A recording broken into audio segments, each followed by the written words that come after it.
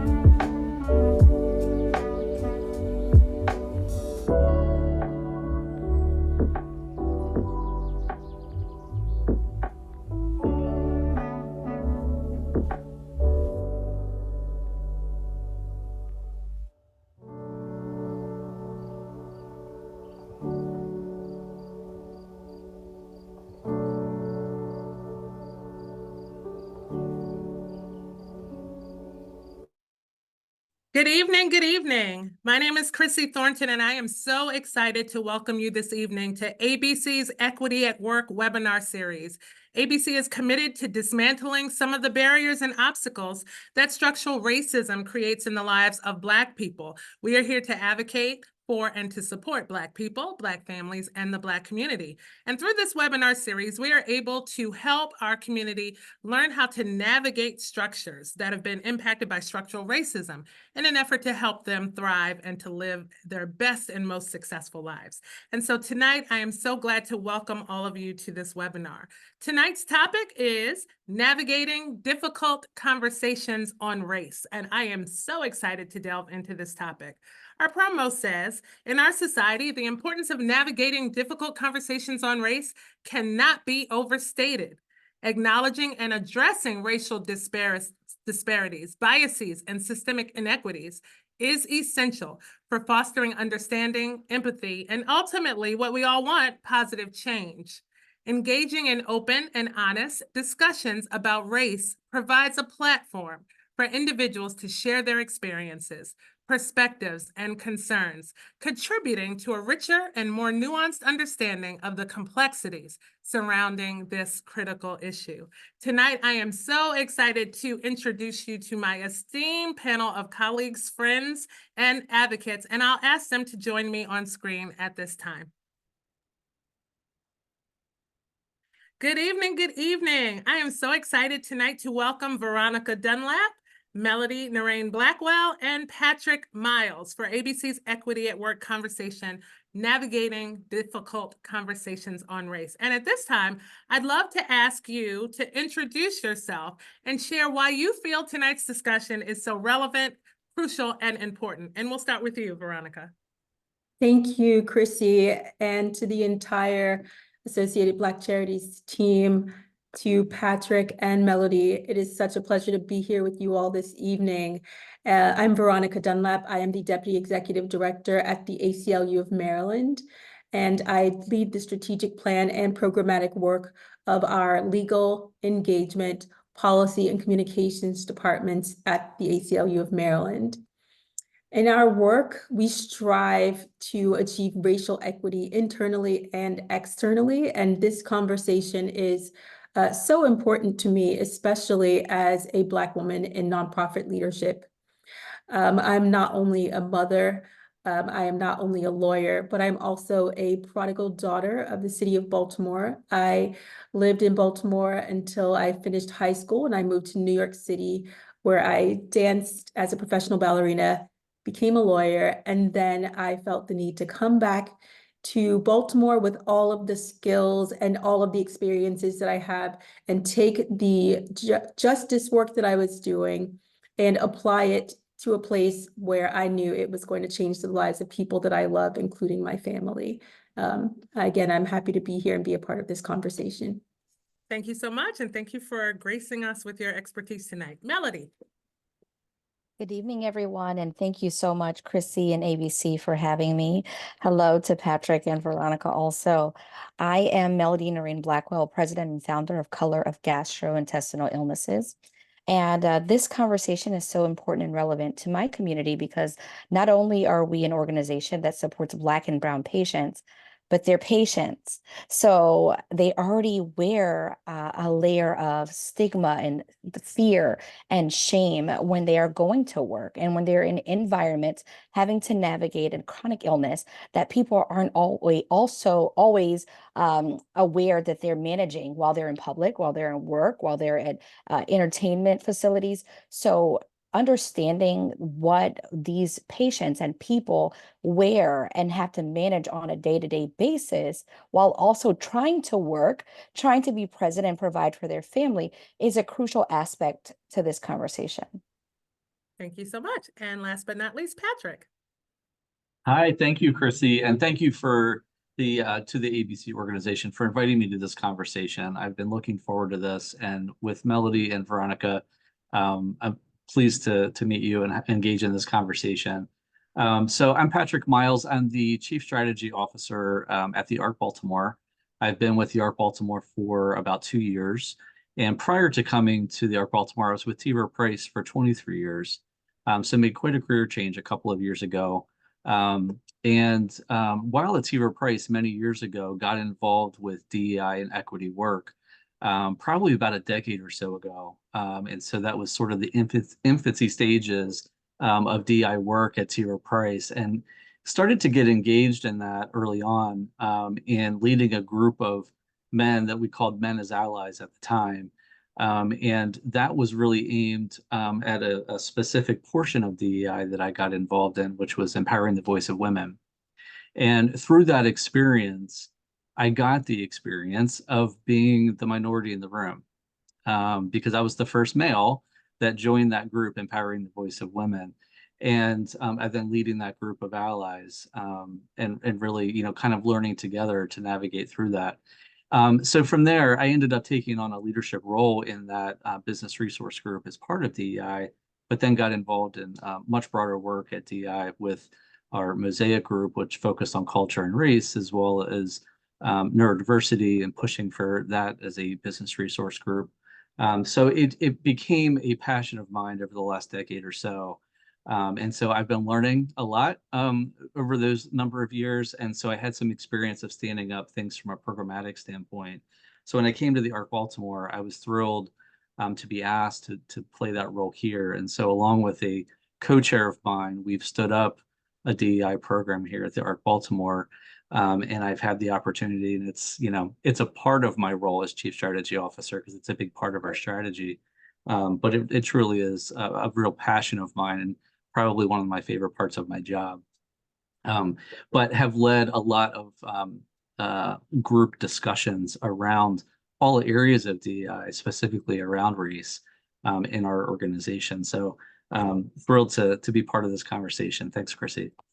Absolutely. And so I just want to state that the three of you are some of my most favorite people, not just because you share in the joys and freedom of advocacy, but also you share in some of the frustrations that come with the fatigue of being the person that has to lift up diversity, equity, inclusion, belonging, and these concepts in rooms that don't always welcome them. And so I'm going to dive right in and ask the question of tonight. Why do you feel it is so difficult for people to openly discuss race?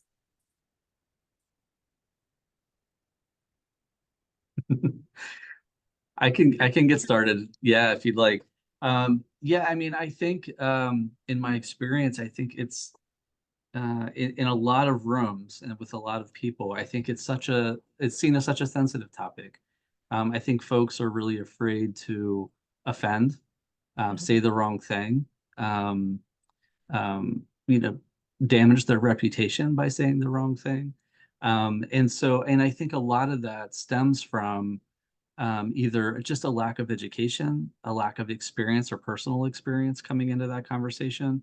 But I mean, I think the resistance usually comes from something that is either a personal experience or just lack of knowledge and not knowing how to. Melly, thoughts? I feel like race is almost like, for many people, religion or politics. And they don't want to dip their toe into those conversations because of complexity, but also just the power dynamics. So if someone is a leader, they're not fully aware of how to have these discussions with their team. So they just avoid it. And then that gives a lot of power to microaggressions.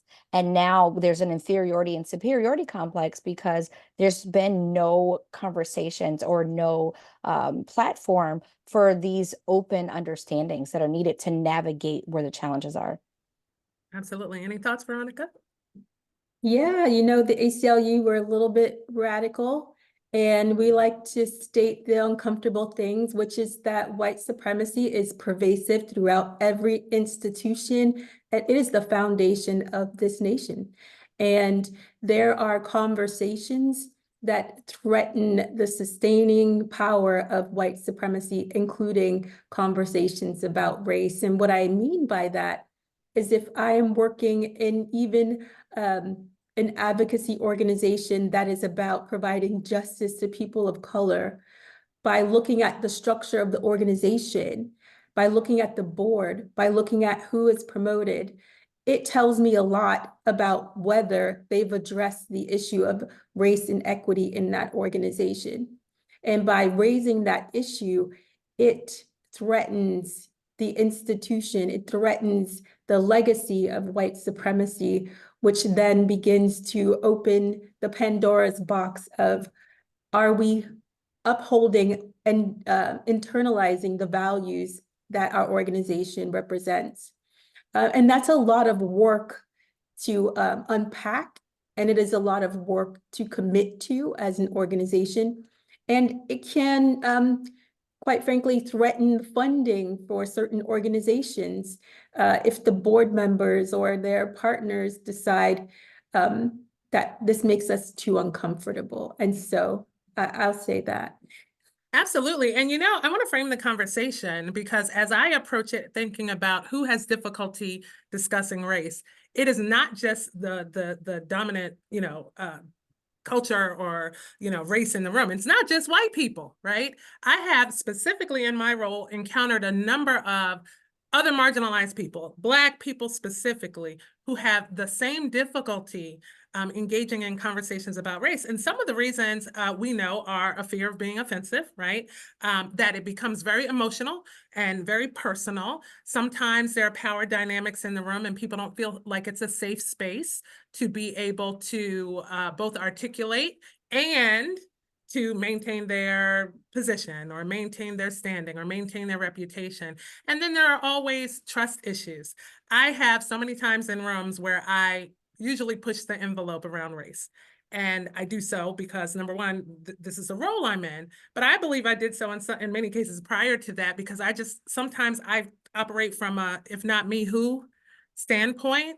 And you would be surprised how many times when I infuse it and disrupt the conversation with it, I can see that white people are uncomfortable, but I can also see the discomfort in people that look like me. And on occasion, there are people who I call my cleanup people, who, when I speak, feel the need to come behind me and make the room feel more comfortable, right? So, thank you for that, Chrissy. But also, I'd like to state that we're all the same and everyone loves each other and kumbaya. And so there's just this overwhelming unwillingness to not openly discuss. What are your thoughts? Well, I think that's also coupled with fear of retaliation. If they Mm-hmm. don't come and clean up behind you, what's going to happen because they didn't say anything to the bold Black woman who decided to lay this all out on the table? So a lot of times those cleanup people come behind because they fear what will happen when you leave because you get to leave, they don't. Oh, that is deep. Any And other I, thoughts? I was going to say, am always concerned when racism or race-based challenges are brought to the table and people get extremely uncomfortable. And I mean those that I'm presenting to, and I'm in another facility and I'm talking about this and they say, well, we don't talk about that. Why don't you? Because it's a very present and resounding issue that needs to be discussed so that we can come to resolution on some points. Absolutely.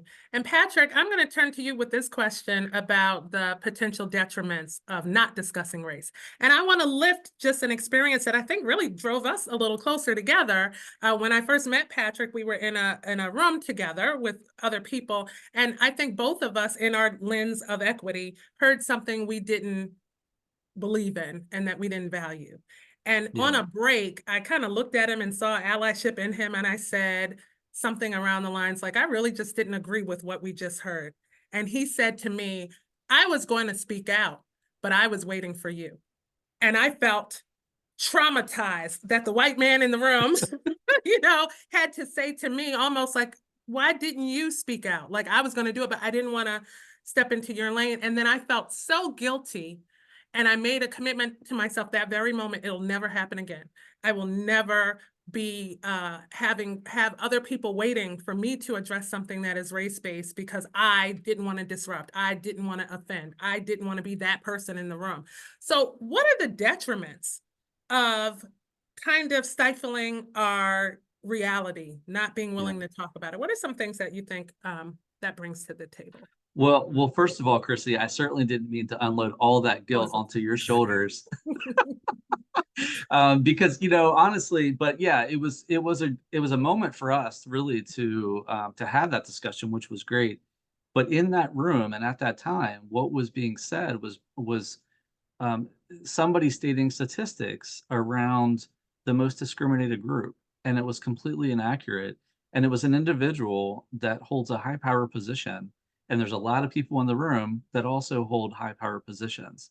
And I think everybody in the room absorbed what was being said and that inaccurate statistic, because the most accurate statistic is certainly folks of color in the Black community, and that was not the statistic that he shared and of who's been the most discriminated against. And so, quite honestly, it probably wasn't, to your defense, Chrissy, it probably wouldn't have felt completely right. At the same time, the problem with that is, and as part of our conversation, everybody walks away with that inaccuracy. And who knows how many people are going to repeat that? Who knows how many people absorb that and are like, oh, well, I'm glad that statistics isn't the Black community. Well, that's inaccurate. And they're walking away with that. And who knows what they're doing with that information. So, that was the immediate feeling I had. And that was part of the discussion that Chrissy and I had about that. And we didn't have the opportunity, and on both of our parts, really, to correct that. And we should have taken that opportunity. And now we will. We committed to do that going forward. Oh, absolutely. I mean, we talk about perpetuating ignorance, missing opportunities to educate and bring people along. What do you think, Veronica, the detriments of not discussing race? Yeah, I think that we leave a lot on the table. The people who are impacted by those missed discussions, we leave a lot on the table. We leave leadership positions on the table. We leave promotions and opportunities to better position ourselves in our career when we don't speak up and say, I noticed that all of the middle managers are white people and all of the junior staff who seem like, very bright, have no pathway for growing into middle management. You have to be the one, if no one else, to sort of force the door open if necessary, right? And I wanted to lift up what you were speaking about in the room there when you all met, that, especially in professional circles, and especially where you tend to be in a room where the non-white people are in the minority, there is this unspoken culture of niceness that people have around your privilege for being in that room, your privilege for being in that position. And that is also a symptom of white supremacy culture, that yes, you're smart and yes, you are qualified, but we didn't have to let you in. It could have been somebody else, And so it is to our own detriment in so many ways, to the generations that come behind us who are looking to be middle managers or looking to be CEOs, that when we don't bring up those conversations, when we don't look at the composure of our board, and say, why are these people there? And they get to influence the decisions around this organization, that it makes it tragic for everyone. Yeah. All of us on the call tonight are parents. And I wonder, because growing up, as I did in New York, race was always at the forefront of our conversations in my family. Probably more so because of the experiences my parents had growing up when they did. Race was also in the forefront of our church interactions, and and when we got with like people, we were given the twice as good conversations and the watch for this conversations and all of that. I wonder, do you all feel that there are detriments to perhaps race not being as prevalent in the conversations in our households? If I ask my 17-year-old son, who's had privilege, about his thoughts on race, they don't mirror mine. While he's gotten the traditional Black family warnings, he also prescribes to a world where everybody loves one another and, wants to do the right thing. And if you only comply, these things won't happen. Are we not discussing it enough with the next generation? And what are the detriments of that? I feel like as parents now, we're trying to prevent the trauma that we had from having to receive those conversations. So we try to minimize them as much as we can. I believe that removing them does so much more harm to our children, though. You know, I am multi-ethnic, and there are often times where I present as racially ambiguous. You know, just depends on if I have my big curly hair, if my hair is straight. You don't know what ethnicity I am. But my son is a very blatant Black young man. You know, you see him as that, the world sees him as that.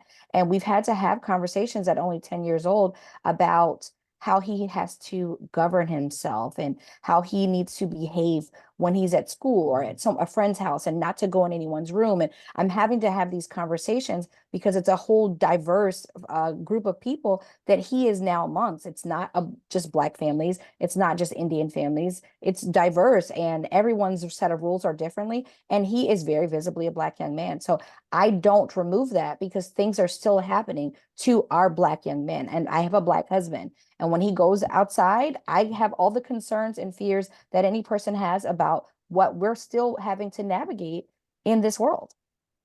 Absolutely. Someone wrote in the chat, those who fail to recall their history are bound to repeat it. I love that. What are your other thoughts? Are we doing enough to talk about race with the younger generation so that they can grow up to be advocates? That's a tough question, you know. I think when you look at the environment or the society that our parents grew up in, my dad was a Black Panther, and he was the community hero, the reading and breakfast program, the rent collection program. I grew up hearing those stories, being proud to be Black, you know, looking in the mirror and knowing that I'm a beautiful Black woman because my dad told me so, and everybody in my community tells me so. I have never, ever felt less than because of my color. It never came into my mind. It still doesn't today. And so when I raised my son, who's now 21, I raised him in that same way, you know, that you are a beautiful Black man, you are brilliant, you can be anything that you want. And I think we have a scenario in which we lost the opportunity to pour love into a generation that then became parents and didn't pour love a lot of times into that next generation.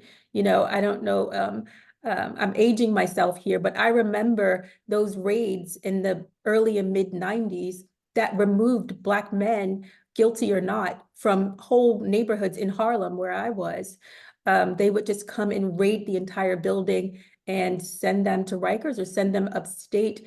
And those homes were then broken, you know, and there was a lot of misery and a lot of sadness, a lot of people going to foster care.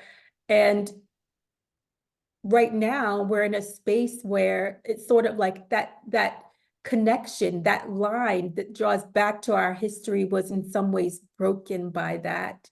And it is an opportunity for us now to find ways, and I'm happy to see programs that focus on young people and encouraging them and helping them to recognize their beauty and their value, and to not be afraid to say, and I am a beautiful Black woman, or I'm a beautiful Black young man, as part of their value, because that brings something to the table. And I'll say one last thing about that.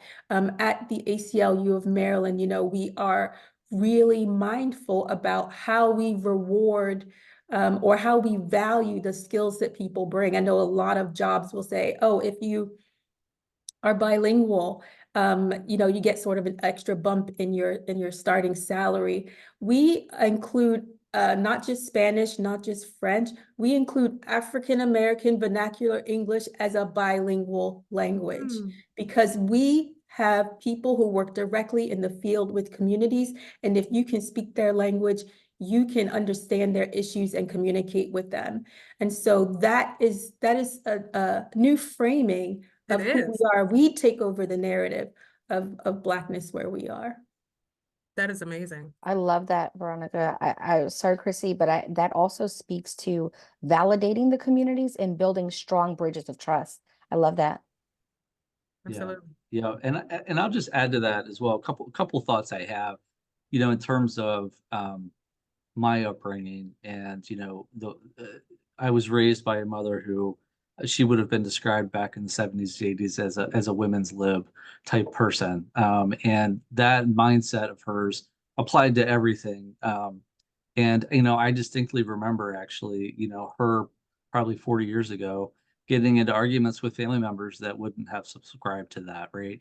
And it related to things that were in nature of race conversation as well as women's rights, et cetera. So yes, all of that carried through in me, as you might guess. But I remember the way things felt back then versus Chrissy, to your point, I have a 14-year-old daughter, how things feel now in this generation. And it feels to me, at least in my experience with my daughter and her friends, it feels so much healthier in that they do feel like everybody loves everybody. They really, I think, are growing up in a much healthier environment that way. But I also think, and I agree with whoever put that in the chat, I also want to make sure she is well aware, and we have those conversations about history. We take the opportunity to talk about the way things were in the past and why these things are so important now. So I don't want to, it's sort of a balance of, not wanting to disrupt this beautiful outlook that she has on people in general, and a equal, she does not have those barriers in her mind, and I don't want to create them. But I do think it is really important for her to understand what history looked like and all of the events that have unfolded in our past, that have led to why it's so important that we still call attention to these things now. So, erasing that history is absolutely, I think, to everyone's detriment. So we're going to shift into talking a little bit about our personal experiences and navigating these discussions. And I invite those who are watching to put some things in the chat and tell us a little bit about how you've been received when you've attempted to talk about race, or perhaps why you choose not to talk about race. We'd love to hear those remarks and or questions. For me, obviously, talking about race is top of mind. I've told people that as I've navigated being in my role here, it's almost like every day I get a little bit more hype, but a little bit more pumped up. I was already pretty militant, but I feel compelling on me to be the person that disrupts the conversation when that is necessary. However, last week, I was at a State of Baltimore forum discussion. And by and large, there were about 125 people in the room, mixed bag. I would say it was about 60% Black and other, professional people, predominantly white people in the room. And there was a panelist who made some remarks. And see, I always navigate, but I remember that situation, Patrick, that we had where I didn't do what I knew I should have. I always navigate like, did you say something, and then I have to worry about how hot I come in too, right? Because I can be very passionate and sometimes very frustrated. But one of the things that he mentioned as he was talking about Baltimore was the distrust of Johns Hopkins Hospital. And his quoted comments were, we understand that there's distrust of the hospital, but we need to get over it and move on. And he said that, and then he continued to talk about, I didn't hear anything else he said in the rest of that segment of his conversation because the heat was rising from the soles of my feet. And all I could wait for was a Q&A to open up because I knew I needed to address it. And so when it opened up, I raised my hand and I took the microphone and I talked about what it meant to realize that Baltimore won't get better until we focus on Black people, number one. What it meant to talk about bettering a community without making sure that everyone had access to it. That was number two. And number three, I called him out as respectfully as I could in that room for the reckless remarks that he had just made about Johns Hopkins Hospital, telling us to move forward. I did not frame the conversation of being one about history. In my mindset, these are harms that exist to present day, right? Like we don't need to go back to the 60s and 70s and 80s and talk about what happened to Black people then. I can give you a litany of issues that harm our community today. And I said what I said, and people, I could hear the support in the room and I felt good. And then he took the microphone and doubled down. What he said was, listen, we all know about racism. And to be very honest, we are tired of talking about it. We want to just move forward and talk about what it means to build a better community, to make more money, to attract businesses, to make a better society. And I'm telling you that, yeah, we realize that it happened, but we are tired of talking about it. And I heard 6 people to the left of me clap for his remarks. And then, they moved past me. I felt good because I like to know where people stand, right? And I've been telling everyone I know about this conversation since that day. But as we're talking about how difficult it is to just talk about race, that's been my experience, and I'd love to hear some of yours.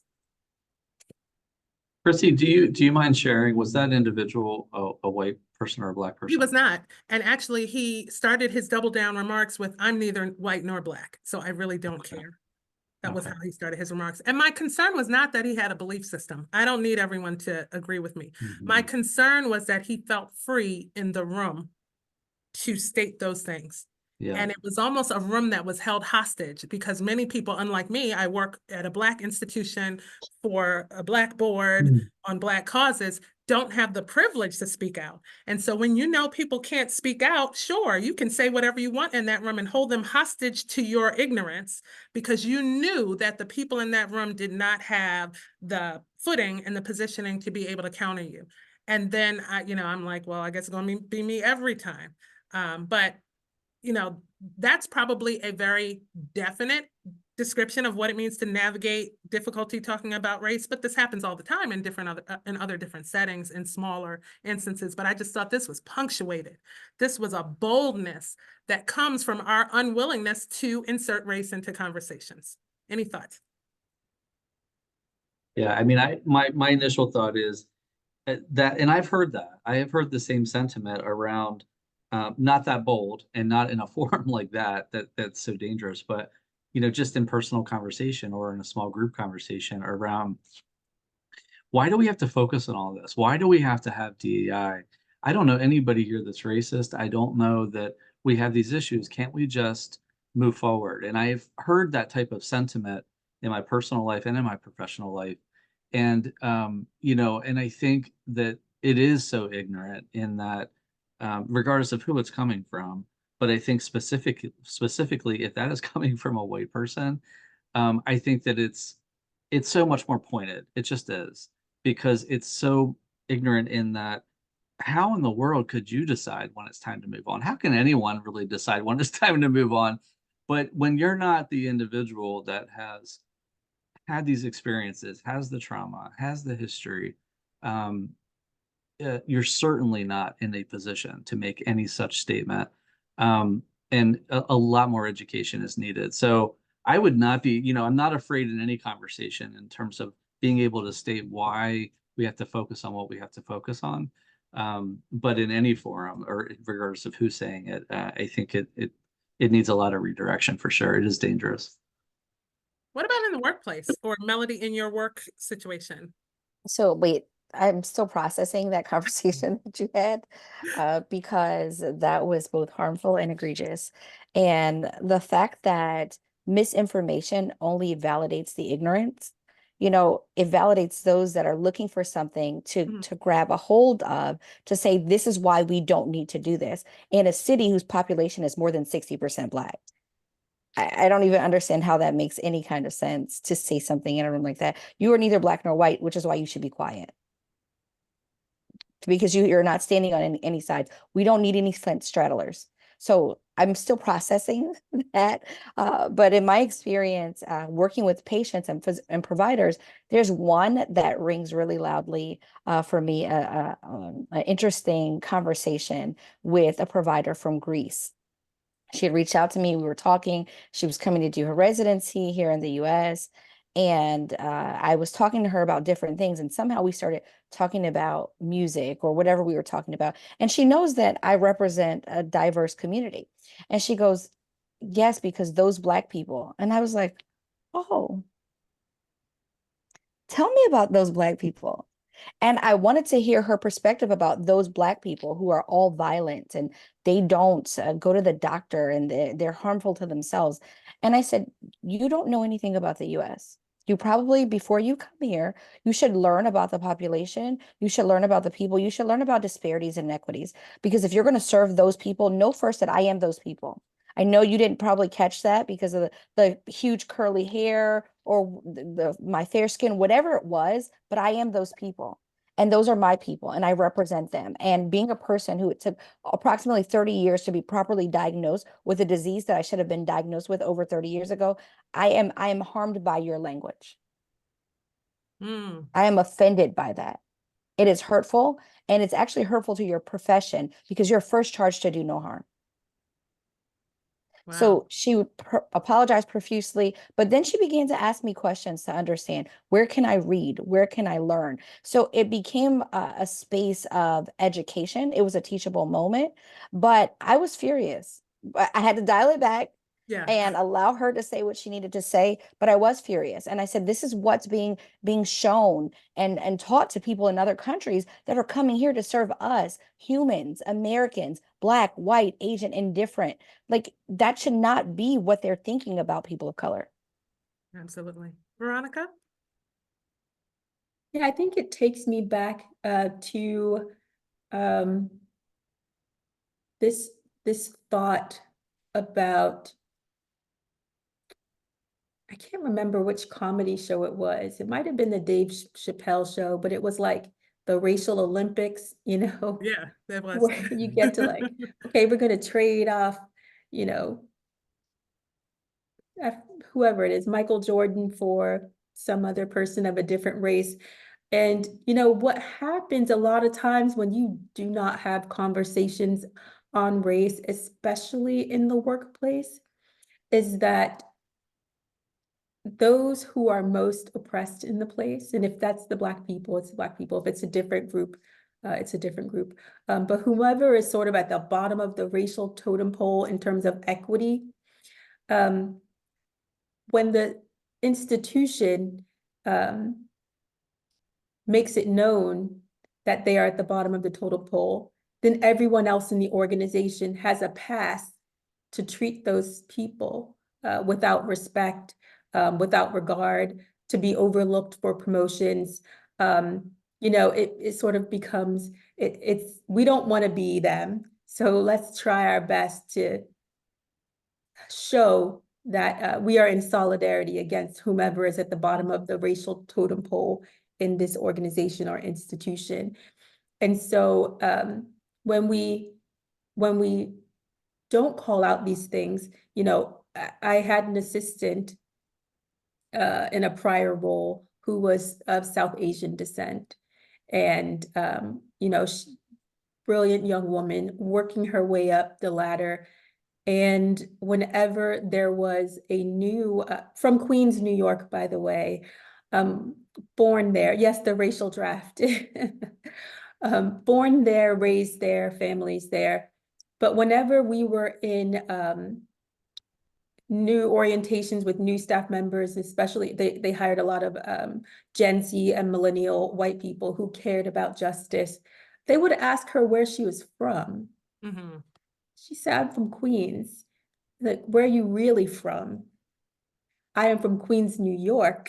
You know, what do you want, my block, the street? And that is a microaggression that I would call out on her behalf. I would name, because we have to do that for one another. You know, we have to make it known that it is unacceptable for any race, for any marginalized group, that we stand in solidarity against them because we are afraid of retaliation or afraid of losing our power or our influence in the institutions and where we work. So one of the things as we start to talk to people, specifically Black people of different generations, like there tends to be just a different frame of thought, right? For some of the more like millennial, very committed to authenticity group of people. I talked to some young women last week and they were like, we don't code switch. Take us as we are. I'm going to show up. I'm going to be authentically myself. I'm not going to try to temper myself or my speech or my actions or my feelings down to make you more comfortable. Where is there any ownership on those of us who want to move the needle forward on equity to make the information more palatable, to present it in a way that people can receive it without confrontation. Or, I tend to lean to coming in hot with it, right? And so sometimes that is, not as well received, but, you get to a point where, so is there ownership in those of us who want to push equity forward to tailor our message to what people, to where they are and what they are willing and able to receive? Or is the ownership on us to come in hot and call a thing and make sure we move the needle forward as fast as we possibly can?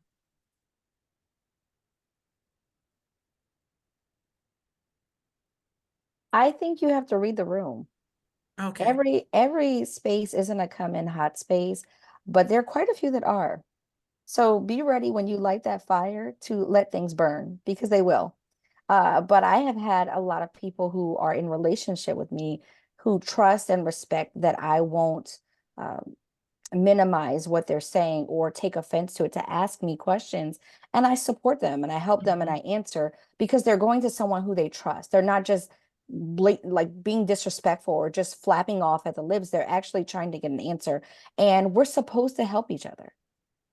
Should we be teaching people how to talk about race? Is that part of the charge that we hold? I think It's that's a really, important to give people, I'm sorry, go Right. ahead, Patrick. no, you go, Veronica, go ahead.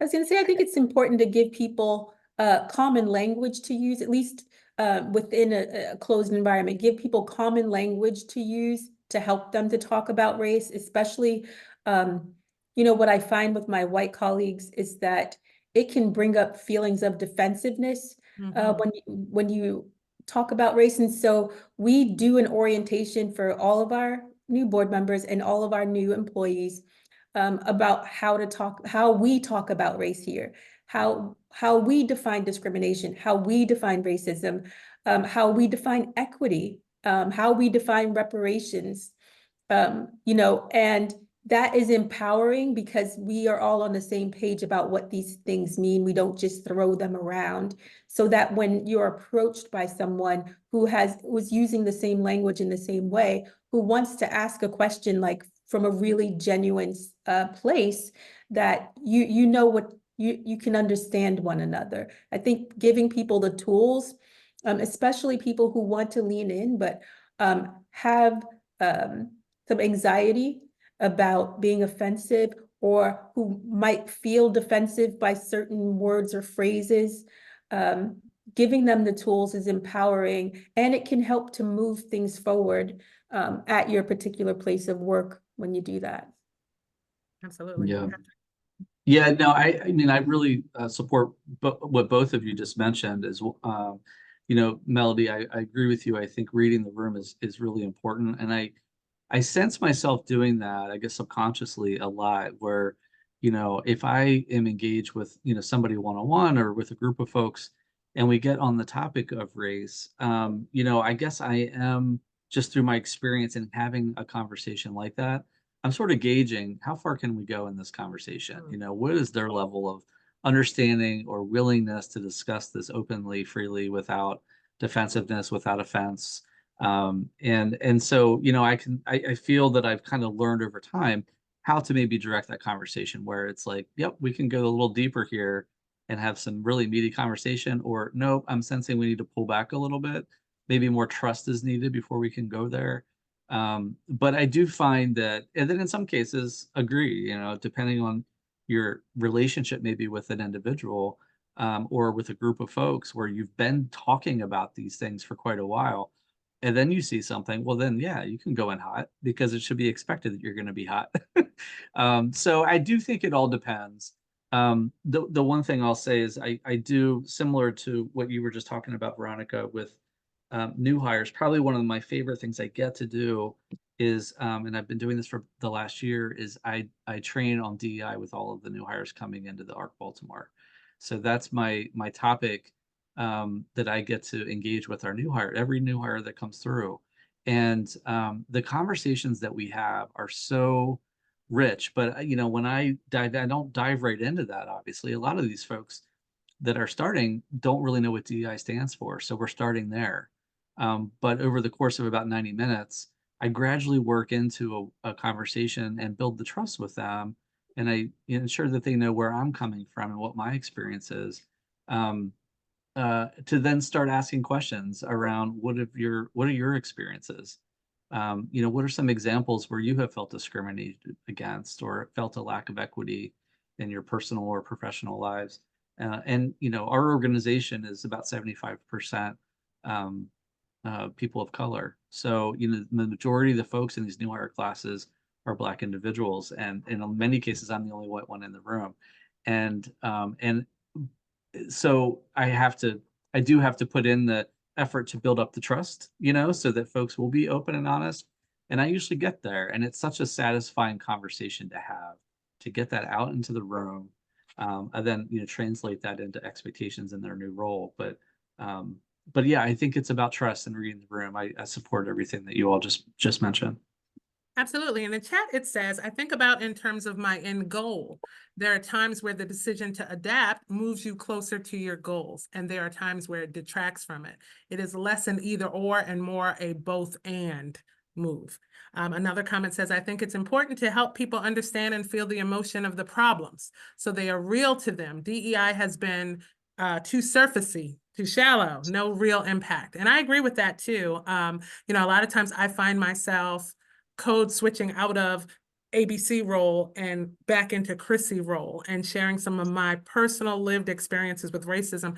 And I tend to get shock, but then I think also an increased level of understanding, because when you get to a certain level of your career, people assume that you're good, right? Like that you don't face the same level of disparities. And so I love to openly share that.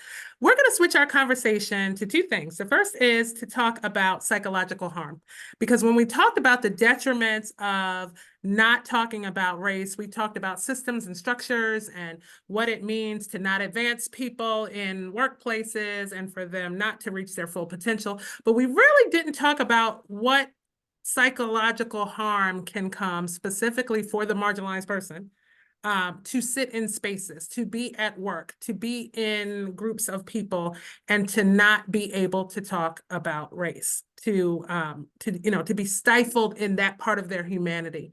What are your experiences with that, or your commentary about that? No, I recently read an article. I was trying to find the exact medical institution that talks about racism and changes in the brain.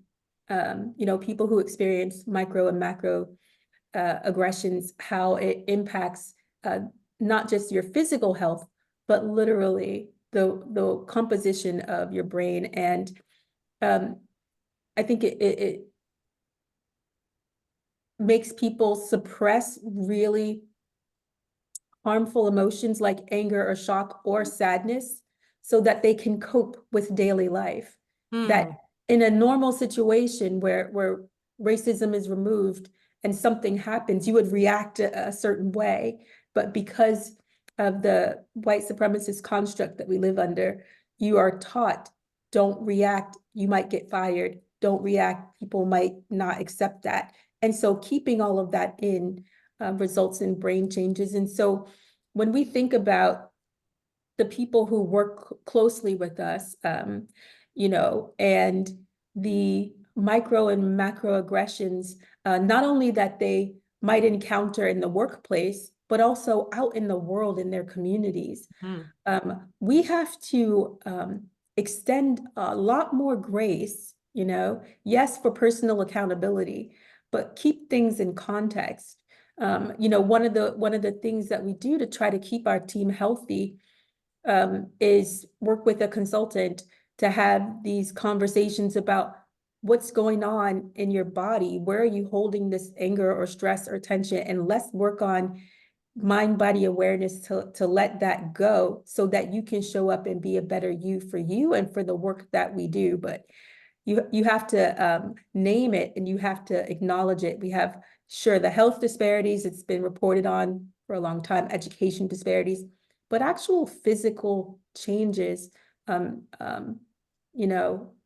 it's so harmful. And we just need to be vocal about that and vocal about providing grace and healing. Absolutely. Any other thoughts? Psychological harm, either that you've experienced, you know that other people have experienced. All of us are advocates, so we probably speak out more than some people. But what are your thoughts about, and specifically, Melody, maybe you working with a community that has been harmed and doesn't always have privilege to speak out? Racism heavily impacts performance. I mean, we're talking about the psychological issues. Performance is a part of that. So if you're depressed because you're constantly being overlooked, you are being marginalized at work, your efforts are going unnoticed, and everyone else is moving ahead and beyond you. And then what Veronica said about if people recognize that leadership treats one category of people a certain way, they start to think of them that same way. You're being beaten and berated, and not physically, but emotionally and mentally. Add being a patient to that, and you're unable to even cope with everyday life. How does that even now play into the impacts of your family? You just said we're all parents. How do we take care of our kids? How do we show up for them now because of everything we're dealing with to just shoulder getting a paycheck? Wow. The only thing I'll add to that, Chrissy, is, some of the conversations that I've had more recently, as like I said, in this new hire training that I conduct, and I asked for some examples, and some of the examples that I hear, and to no surprise, they're plentiful. I think to myself and I absorb, wow, how in the world have you been able to cope with that? And that happens to you every day, or it happens to you repeatedly, or it's happened for 30 or 40 years, of your life.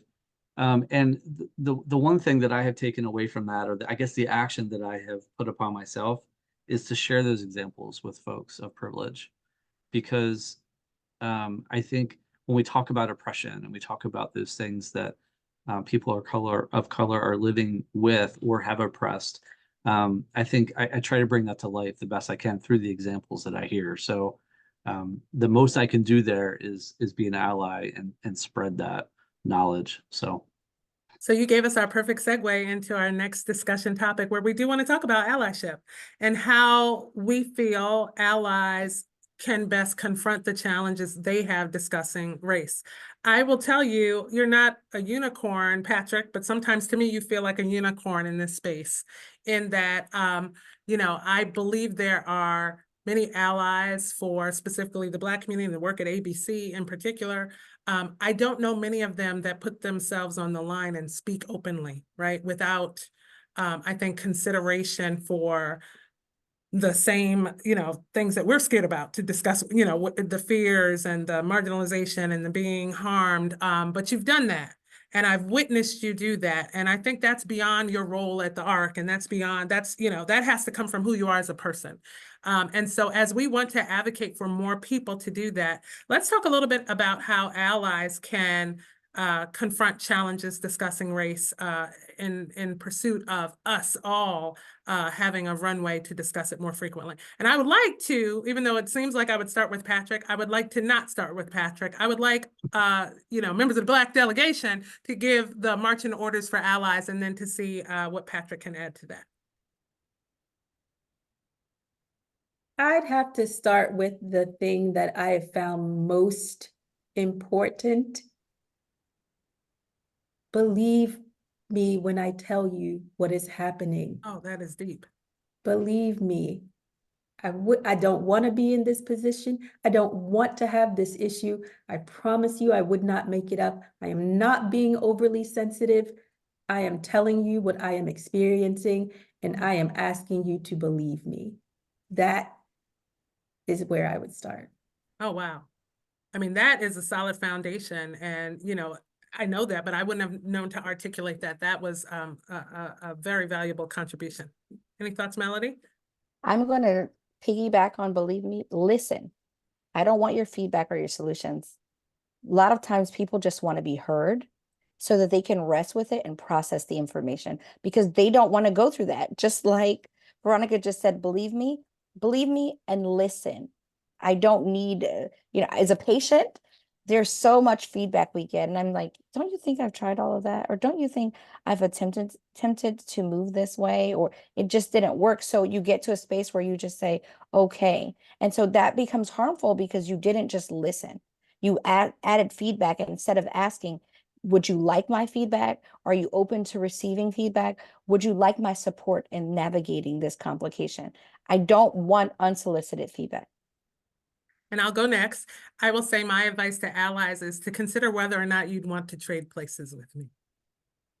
Because that is a certain perspective that you can validate in your own mind. If your answer is no, then consider why. Consider the reasons that you might, whether it is because I am a woman, certainly Black first, a woman, or, you know, these other issues. And then lean into those reasons why the answer might be no, and let that propel you forward. And so, Patrick, all eyes on you, of course, but I'd love to hear, you know, how you might advise allies like yourself to step into having these conversations and to not only be willing to do so, but to be champions for this work.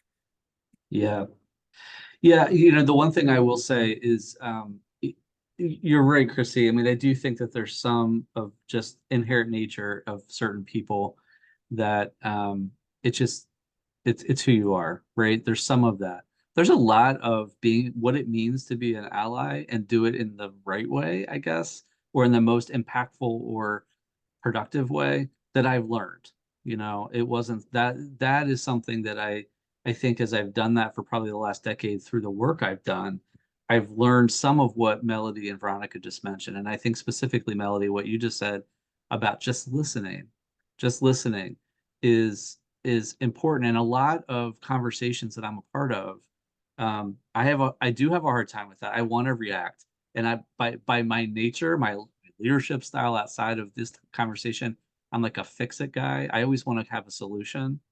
And so my nature is to react in that way. But I know and I've learned that's not the right thing to do in many cases. Now, I might be internalizing what can I do about this outside of this conversation? Like I just mentioned, you know, I do think about that. And I usually will take that away. That sort of fills my fix it desire, right? I'm going to go do it somewhere else. I'm not going to have to respond to you in that because I can tell that it's just a matter of sharing and absorbing that. So I will say I agree with everything you just said, and I've experienced that, you know, and I've learned that. But I think the one thing I always say in introducing myself in a conversation like this, in my experience, is I always say I don't ever try or pretend to be part of another group. That I've seen people do that, and it's such a mistake because you totally just lost all your credibility, right? I cannot step into your shoes, Chrissy. I don't know what it feels like to be a Black woman. I just don't, and there's no possible way for me to gain that. What I can do is learn from you, and as an ally, the strongest position I can play is to put my feet really solidly behind yours, and that's as far as I can go. Um, as an ally in my position. And I think by positioning myself that way, and I've learned that over time, I think I gain the trust and I gain the friendships and then gain the knowledge that follows that through the relationships. Absolutely. So I'm going to go down a little short list of what allies can do in addition to those that we mentioned. I will say about Patrick, when we had the instance where the misinformation was shared in the room, you know, we had a break in the room and I went directly to him. I made a beeline. How could he, this and that? You know, I was ranting and raving and he just looked at me and said, you know, are you going to address it? And then the break was over. And then we had another break and I was like, I was still, you know, I was still on the pin. And he was like, well, what can we do to, you know, he was just very level set. And then I think another time that day I came back again and I'm thinking to myself, he's probably sick of me, you know, using him as a sounding board. But I will tell you that active listening, that, you know, being open to hear the frustration and not judge it is absolutely what we need from allies. This list says, as an ally, be willing to educate yourself. Obviously, listen actively. Acknowledge your biases. I think that's so important too. I mean, we all have them, but certainly many people are uncomfortable talking about race because they will not acknowledge their biases and or their racism. You know, and I think that's the first step to supporting any group to ignite what, you know, whether we're talking about Black people tonight, but whether it's the disabled community or, you know, another race or other, you know, marginalized group, you know, the impoverished, anyone, acknowledge your views that may create problems for that that group of people. Create safe spaces.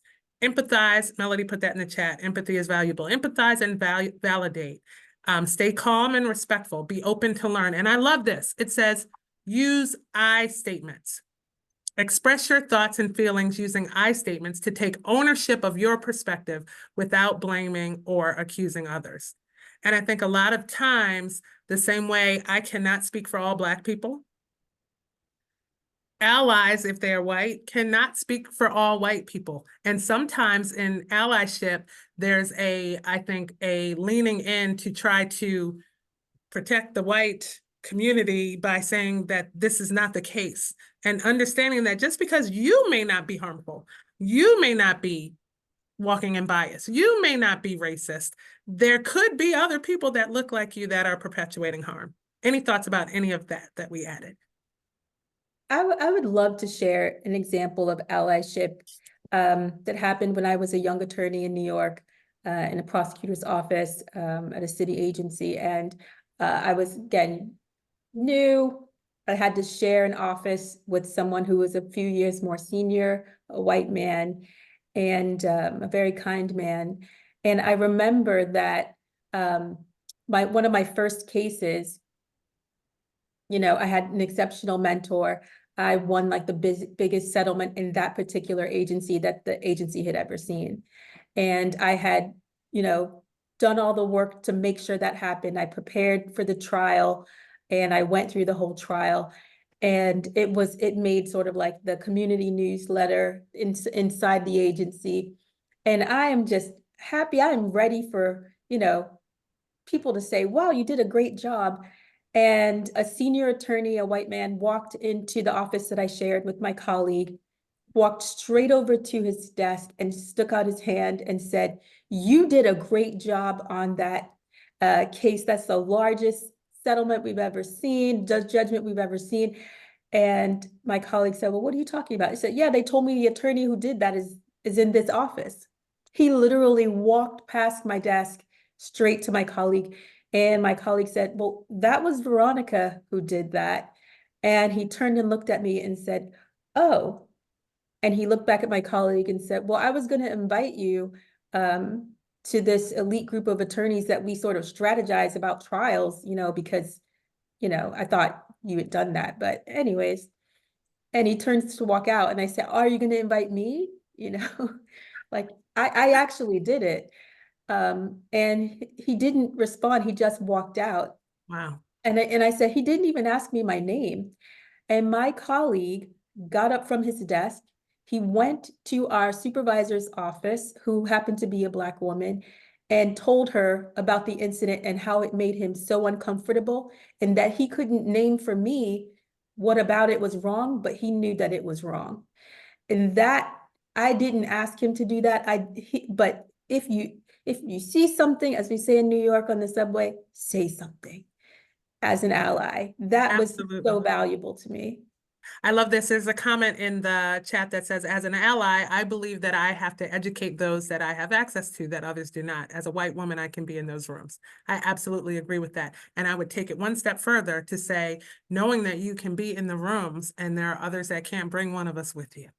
Open the door, you know, we'll kick it in together and disrupt the room. So that's great commentary. We're going to start to shift a little bit and talk to our advocates, right? Allies and or specifically Black people, on how we can continue to push racial equity initiatives forward by keeping discussions on race in the forefront. We want to leave our viewers tonight with some strategies and some steps that they can take to push this forward, to not let the conversation die, to not let the work be put on the back burner. And I'll start with the first one, which says to take the initiative.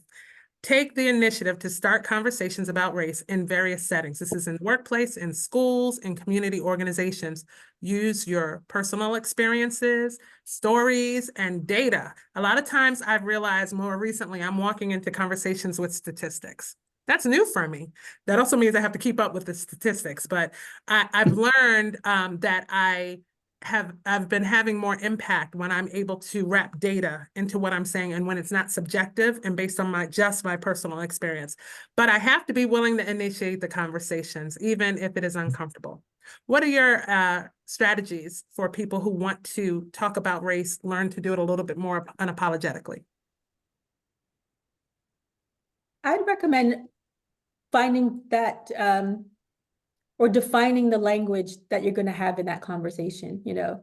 So when you are with a new group of people saying, when I say racism, this is what I mean by that. Or when I say equity, this is what I mean by that. So we can have a conversation where we understand what we're talking about, because those can be loaded terms for people in different ways, and they will react to the definition that is in their mind, in their experiences, in their trauma. And you want them to react to the definition that you all agree on for that conversation so that it can be a healthier conversation. Absolutely, that's great advice. Any other thoughts? Yeah, I would just add to that. I think that, you know, and this is something that we are in progress with as an organization, is you know, implementing this as an organization at the Arc Baltimore, is creating the right space, the safe spaces, and giving folks some guidance on what those healthy dialogues and healthy conversations look like. And it's a work in progress for sure, you know, but I think as you're trying to you know, get to a place where you can easily have a conversation together that's healthy, that moves the needle forward, that allows folks to be able to speak about issues that they've experienced, and it feels, you know, safe and healthy to do that.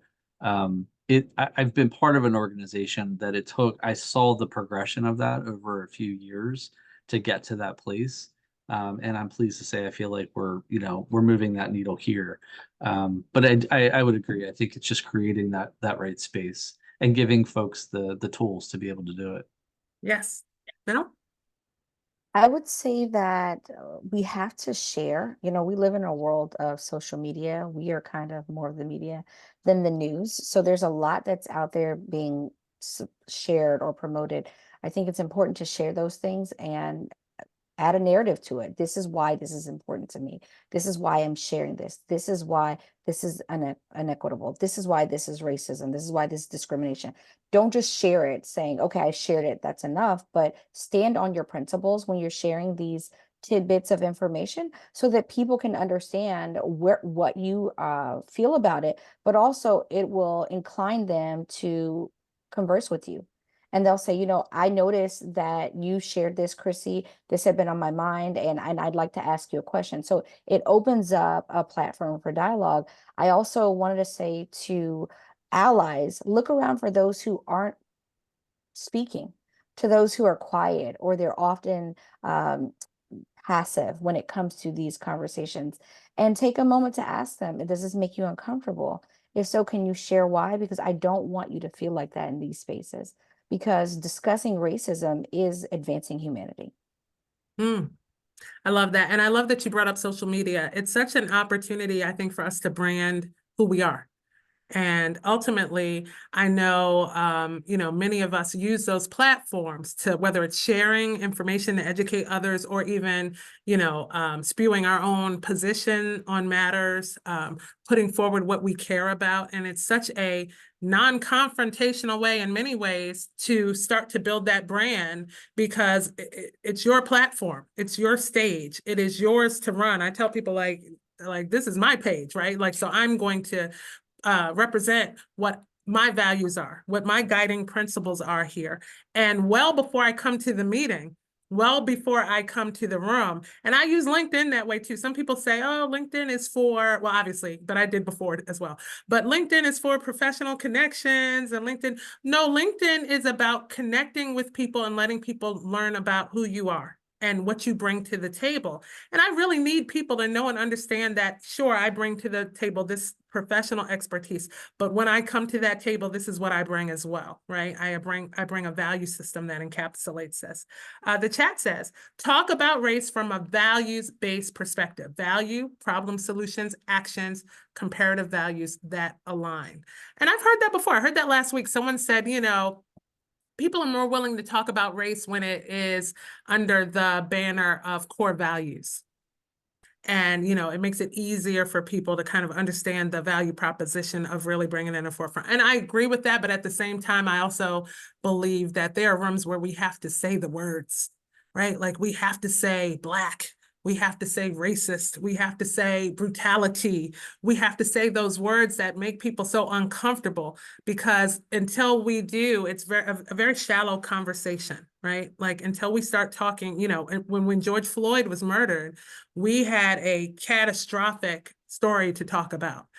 Here in Baltimore, when Freddie Gray happened, we had a catastrophic tale to tell. But in between those heinous acts, are we dialing it back, making it, more acceptable in a way that makes it seem not as urgent? Any thoughts about that? I just put in the chat that living it is uncomfortable. Oh, gosh. So let's all be uncomfortable so we can get to comfort. Yeah. That's deep. And I think about that being in professional circles and that culture of niceness, the culture of not shaking the boat, not turning over the apple cart.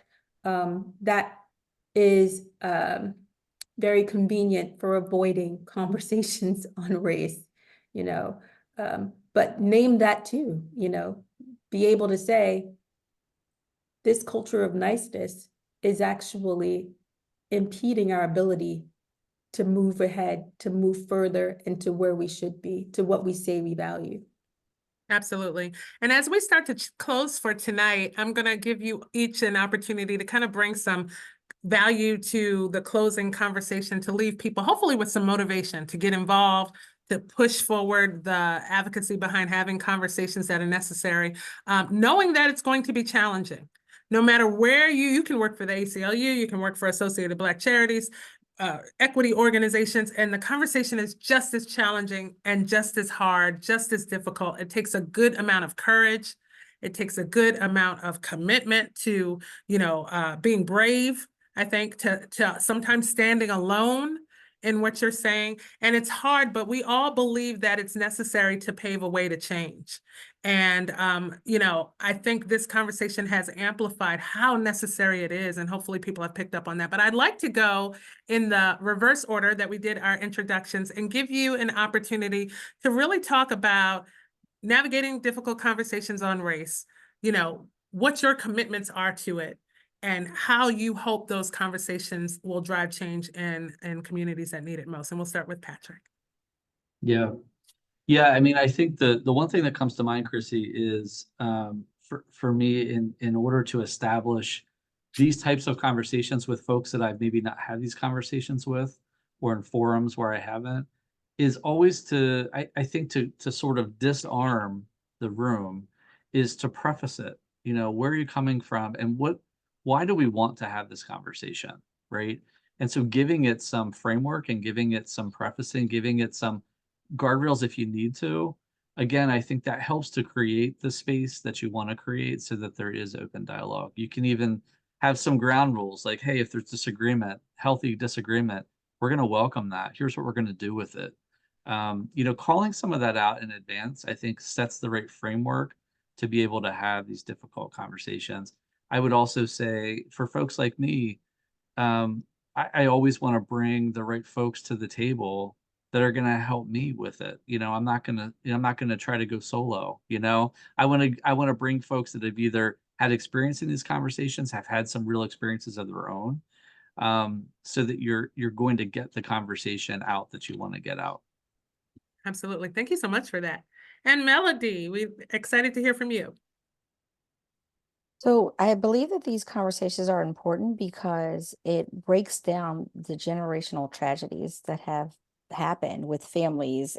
I come from a lens of health, And I see the challenges that have happened with delay in care, delay in managing care, challenges with clinical research. So when you bring that over to work and people are trying to manage what they have at home, and then they're trying to manage it all in the environment that feels oppressive because no one's having these conversations, they're left to their selves. And like Veronica said, this is impacting their psyche. They're depressed, they're unteachable, unapproachable because they're irritated. So it continues to be a trickling down, spiraling effect on their lives. Not having these conversations, it continues to build barriers and walls between our progress, our promotion, and our achievements. So I would encourage anyone who's in this space, especially allies, to, of course, do what Patrick suggested, disarm the audience, but also to be gentle. We shouldn't go into these conversations, especially if we're creating an opportunity to advance the narrative, angry. So that's one of the things I often see, because people are at the wit's end when they're talking about this. They're frustrated because of all the other things, including what's happened to them, and they don't know that they're navigating depression. So when you're having these spaces, I really want to compel people not to go in angry, but go in with the facts, the things that have happened that you want to share, how you'd like to be treated and why this is a space that needs to be discussed in order to break down the barriers. That's amazing. And you reminded me of a conversation we had last year about the stereotypical angry Black woman. And one of the questions that came up was, has she earned her anger? Right? Like, does she have a right to be angry? And universally, we agree that yes, right?